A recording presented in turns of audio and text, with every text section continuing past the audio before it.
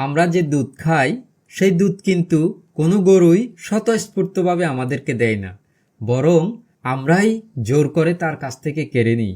কোনো গাধাই নিজে থেকে কোনো কিছু বহন করে না, বরং আমরাই তাকে জোর করে কাজ করাই। অন্যদিকে প্র্যাকটিক্যালি সিংহ আমাদের কোনো উপকারে আসে না, কিন্তু সিংহের কাছ থেকে দুধ নেবে বা সিংহকে দিয়ে কাজ করাবে এমন সাহস বুকের পাতা কোনো মানুষেরই নেই। কারণ সিংহ শক্তিশালী, তার সামনে কোনো মানুষই এক মুহূর্ত টিকে থাকতে পারবে না।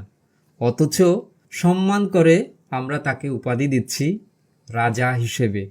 ঠিক সেরকম সমাজেও কিছু মানুষ আছে যারা নিঃস্বার্থভাবে কাজ করে যায়, ত্যাগ স্বীকার করে, কোনো অপমান তারা গায়ে মাখে না, তাদেরকে আমরা বলি গাধা। আর কিছু মানুষ আছে যারা সাহসী, কথায় কথায় জবাব দেবে, কোনো কিছুতেই নতি স্বীকার করবে না, তাদেরকে আমরা বলি সিংহের মতো পুরুষ। এই উদাহরণ থেকে আমরা একটা ভালো শিক্ষা পাই, তা হচ্ছে সব সময় সর্বস্ব ত্যাগ করে উপকার করতে যাবেন না, তাহলে লোকজন আপনাকে গাধার মতো ব্যবহার করবে। সেজন্য কখনো কখনো সিংহের মতো হতে হয়, তাহলেই মানুষ আপনার প্রকৃত মূল্য বুঝতে পারবে।